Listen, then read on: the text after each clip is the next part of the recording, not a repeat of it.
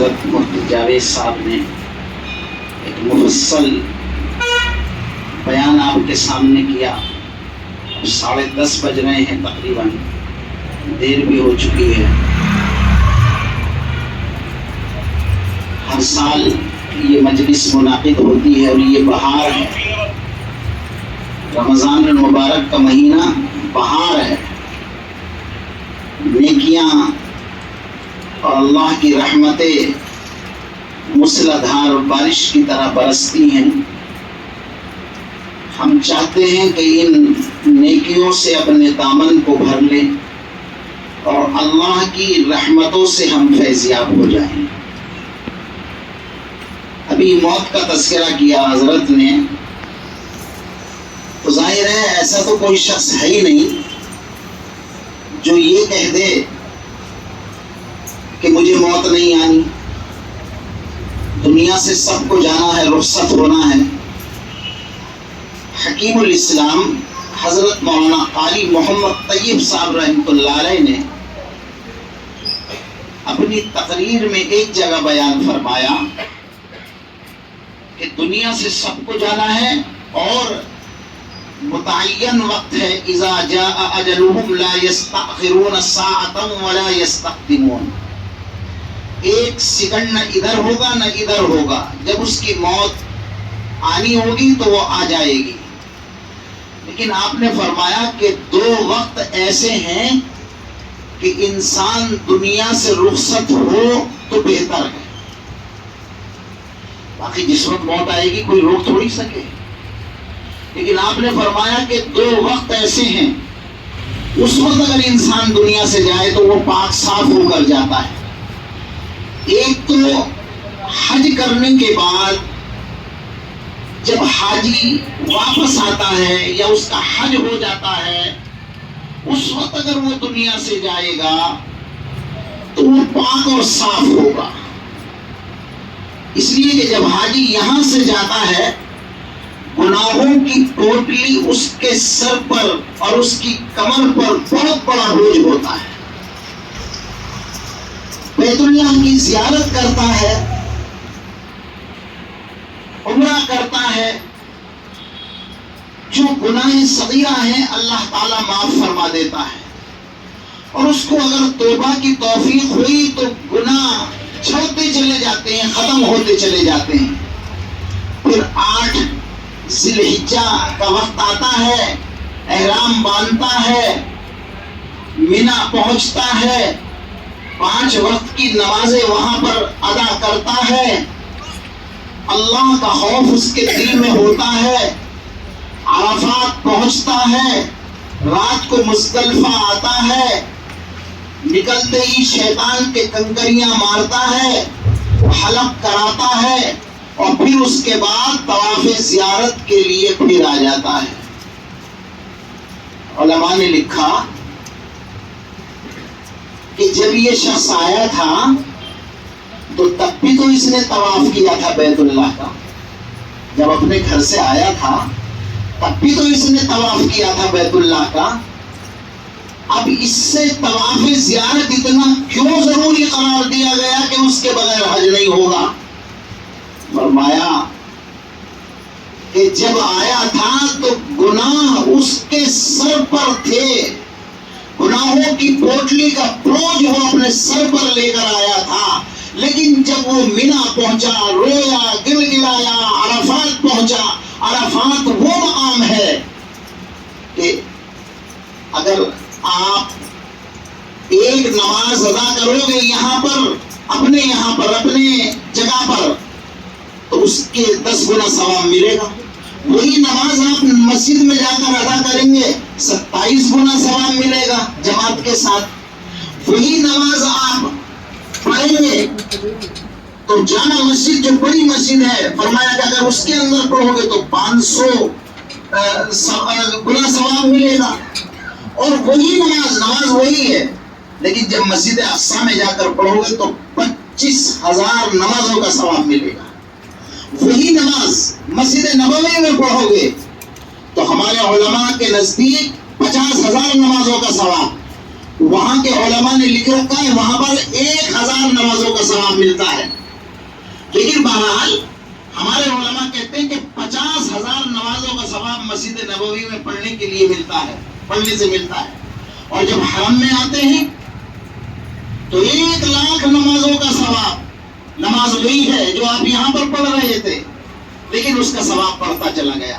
عرفات میں پہنچے، عرفات میں پہنچنے کے بعد جب اللہ کے سامنے روئے اور گڑ گڑائے تو مفتی صاحب اب تو گنتی بھی ختم ہو گئی.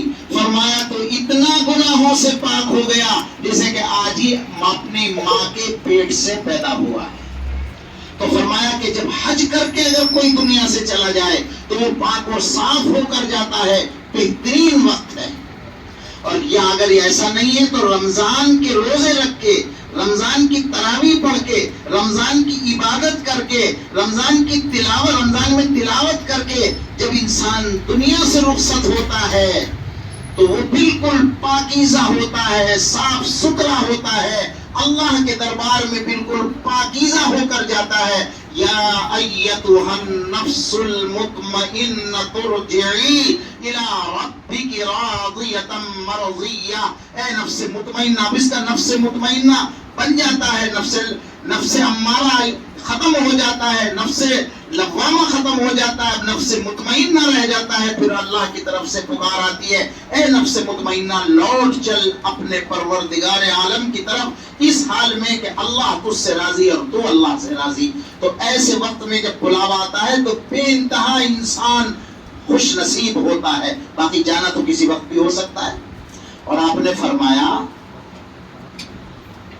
امام بخاری رحمۃ اللہ علیہ، مفتی صاحب بیٹے ہمارے اساتذہ میں سے ہیں، جو قرآن کے بعد سب سے اہم کتاب مانی جاتی ہے ہمارے یہاں پر. امام بخاری رحمۃ اللہ علیہ نے حدیث کی خدمت کی. ان کا انتقال شوال کے 1 تاریخ کو ہوا، روزے رکھ کر ہوا.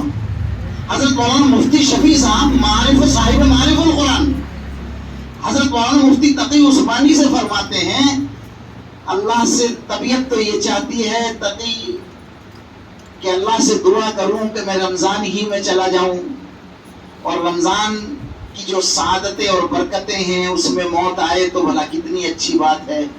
لیکن تمہیں بڑی تکلیف ہوگی. کیا فرما رہے ہیں؟ تمہیں بڑی تکلیف ہوگی. کیسے؟ کہ لوگ آئیں گے، مہمان آئیں گے، روزہ افطاری، سحری، پریشانی ہوگی، تکلیفیں ہوں گی. لہذا اب یہ ہے کہ بس میں دعا کرتا ہوں کہ اللہ تعالیٰ تمہیں تکلیف نہ دے، باقی جو وقت ہے میرے لیے وہ متعین ہے. تو صاحب معرف القرآن وہ بھی شوال کے روزے رکھ کے چند دنوں کے بعد انتقال کر گئے. اور جو اس واقعے کو بیان کر رہا ہے نا حکیم الاسلام قاری محمد طیب صاحب رحمۃ اللہ علیہ، وہ بھی 6 شوال کو دنیا سے رخصت ہو گئے.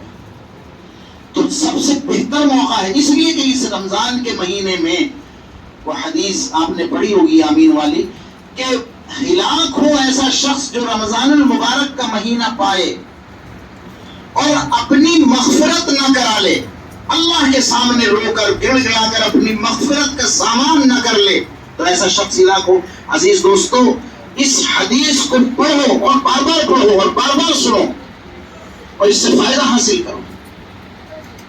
اگر یہ رمضان المبارک کا مہینہ یہ غفلت سے گزر گیا، اتنے رمضان ہمارے اوپر گزر گئے لیکن پھر وہی بے ڈنگی چال، عید کے بعد پھر وہی ہمارا انداز، وہی مسجدوں کو بالکل ویران چھوڑ دینا، نمازوں کا نہ پڑھنا، اور پھر وہی فحش چیزوں کے اندر مبتلا ہونا، برائیوں کے اندر مبتلا ہونا. آج جو ارتداد کا دور چل رہا ہے، ہماری بچیاں نہ معلوم کیسی کیسی حالات سے ہم لوگ گزر رہے ہیں. شرمندگی بھی ہے اور احساس بھی ہے ہمیں کہ ہمارے ساتھ کیا ہو رہا ہے. لیکن جب بے راہ روی عام ہو جاتی ہے اور گناہ کو گناہ نہیں سمجھا جاتا تو اللہ کی طرف سے پھر یہ عذاب کا کوڑا نازل کیا جاتا ہے. میں نے جمعے کے موقع پر بیان کیا تھا کہ سن 1980 میں ہمارے یہاں پر مراد آباد میں فساد ہوا تھا اور ہم نے بہت کوسا وی پی سنگھ کی حکومت کو، اندرا گاندھی کی حکومت کو کہ اس نے گولیاں چلوائی اور اس نے غلط طریقے سے لاشوں کے ڈھیر وہاں پر کھڑے کر دیے. نہ بچوں کو دیکھا، نہ بڑوں کو دیکھا، نہ بوڑھوں کو دیکھا، نہ جوانوں کو دیکھا. یہ ساری اپنی جگہ صحیح ہے، لیکن ہمارے علماء نے پھر وہاں پر تجزیہ کیا اور اس کے بعد ایک بیان جاری کیا. حضرت مولانا شیخ عبد الجبار صاحب رحمۃ اللہ علیہ وہاں کے شیخ الحدیث تھے اس وقت مدرسہ شاہی کے. تو آپ نے وہاں پر سارے وہ حالات دیکھے اور فرمایا کہ اصل میں مراد آباد شہر ایسا ہو چکا تھا، بے حیائی کا اڈا بن چکا تھا کہ ایک غیر مسلم تو اپنے مسلمان بھائی کی وجہ سے بیڑی سگریٹ اس کے سامنے نہیں پیتا کہ میاں جی کا روزہ ہے، لیکن ایک مسلمان ہوٹلوں پہ بیٹھ کر بے تحاشا فحاشی کر رہا ہے، کھا رہا ہے، پی رہا ہے، اس کو کچھ پتہ نہیں کہ رمضان ہے یا غیر رمضان ہے. تو جب اس طرح کے حالات سامنے آ جاتے ہیں تو اللہ کی طرف سے پھر پکڑ آتی ہے. اس لیے اس وقت کو بڑا غنیمت سمجھو. یہ قرآن کی محفل ہے. قرآن کی محفل کا مطلب صرف یہی نہیں ہے کہ میں آیا، میں نے تقریر کر دی، ہمارے مفتی صاحب نے تراویح پڑھا دی، حضرت آئے تو انہوں نے بیان کر دیا اور آخرت کی یاد دلا دی، بلکہ اس دنیا کے اندر عمل جو ہے وہی حقیقت میں آخرت کے اندر کام آنے والا ہے. یہ جو حفاظ کرام ہیں، ہم جیسے لوگ، ہماری لائن کے لوگ، مفتی عبد الصمد تو خیر کاروباری آدمی ہے، وہی مالدار آدمی ہے، لیکن اس کے علاوہ جو اور ہم لوگ مسجدوں میں اپنا وقت گزارتے ہیں، حقیقت میں اگر حدیث کی روشنی میں آپ کے سامنے بتاؤں تو یہاں کا ہمارا جو روپیہ ہے، 1 روپیہ ہمارے جو سعودیہ کا ریال ہے آج 20 روپے میں بکتا ہے. وہاں کا ایک ہمارا 20، کہیں یورو چلتا ہے، کہیں ٹکا چلتا ہے، کہیں ڈالر چلتا ہے. تو جس شہر میں، جس ملک میں جاؤ گے کرنسی تبدیل ہوتی چلی جائے گی اور اس کرنسی کی ویلیو جو ہے بڑھتی چلی جائے گی. تو ہماری یہاں ویلیو نہیں ہے، ہم بھی سمجھتے ہیں، جانتے ہیں. آپ چاہے ویلیو سمجھو نہ سمجھو، لیکن ہم خود سمجھتے ہیں کہ ہماری ویلیو نہیں ہے، حفاظ کی ویلیو نہیں ہے، علماء کی ویلیو نہیں ہے. لیکن جب یہ دوسری دنیا میں جائیں گے وہ کرنسی ایسی تبدیل ہوگی کہ آپ کو پتہ لگے گا کہ حقیقت میں یہ تو بڑا قیمتی روپیہ بک رہا ہے. تو اس لیے یہ چھوٹی موٹی بات نہیں ہے. نبی علیہ الصلوۃ والسلام نے یوں ہی نہیں فرمایا تھا خیرکم من تعلم القرآن وعلمہ. ان میں کتنے ایسے صحابہ تھے جو غزوہ کرنے والے تھے، جو خیرات کرنے والے تھے، نماز پڑھنے والے تھے، روزہ رکھنے والے تھے، اور نہ معلوم کتنے بھلائی کا کام کرنے والے تھے. پھر بھی ان میں سے سب میں سے چھانٹ کر فرمایا تم میں یعنی ان صحابہ کی طرف اشارہ کر کے فرمایا تم میں سب سے بہتر وہ شخص جو قرآن کو سیکھے اور قرآن کو سکھائے. تو آج بھی وہی بات ہے بھائی، جو قرآن کو سیکھے، جو قرآن کو سکھائے. یہ چھوٹی موٹی تنخواہوں پر آپ کے بچوں کو یہ پوری بہار لا رہے ہیں. پوری بہار جو ہے یہ ہمارے بلکہ ملک میں، اور یہ تو دلی ہے، خیر اس کی تو بات ہی نہیں، گاؤں خطہ علاقے میں الحمدللہ مدارس اسلامیہ قائم ہیں. قرآن وہاں پر پڑھایا جاتا ہے. قرآن کی عظمت، قرآن کی عزت یہ لوگ آپ لوگوں سے کراتے ہیں اور قرآن کی اہمیت کو سمجھاتے ہیں. تو میں نے بھی چند باتیں اسی نسبت سے آپ کے سامنے عرض کر دی کہ اللہ تعالی ہمیں اس قرآن سے پورا فائدہ اٹھانے کی توفیق نصیب فرمائے. اعمال صالحہ ہماری زندگی کے اندر اگر آ جائیں تو یہ سب سے بڑی چیز ہے. تقوی انسان کی زندگی کا بہترین سرمایہ ہے. اگر یہ تقوی انسان کی زندگی کے اندر آ جائے تو بہت بڑی نعمت اور بہت بڑی دولت ہے. دیکھو، پاک صاف رہنا یہ بھی انتہائی ضروری ہے. آپ لوگ پاک صاف رہو. رمضان میں آدمی پاک صاف رہتا ہے. میں بار مسجدوں میں کہتا ہوں، ہر قرآن کی مجلس میں جا کے میں کہتا ہوں سڑکوں کو گندا مت کرو، گھروں کو گندا مت کرو، اوپر سے تھیلیے مت پھینکو، صفائی کا ستھرائی کا خیال رکھو. صفائی ستھرائی آپ یہ نہ سمجھیں کہ ہم نے اس زمین کو ہم نے گندا کر دیا، سڑک کو ہم نے گندا کر دیا. نہیں، وہ کچھ نہیں بولتی نا زمین. تو آپ نے تھیلی پھینک کر ماری تو وہ کچھ نہیں بولتی اس لیے کہ بے زبان ہے، ایسا مت سمجھو. بولتی ہے. وہ کیا بولتی ہے؟ اچھا، اس کے اندر بھی جذبے کا بدلے کا جذبہ موجود ہوتا ہے, بدلے کی بھاونا موجود ہوتی ہے. تو نے مجھے گندا کیا, میں تجھے بیمار کروں.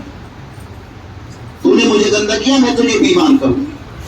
لہذا صفائی ستھرائی کا خیال رکھو.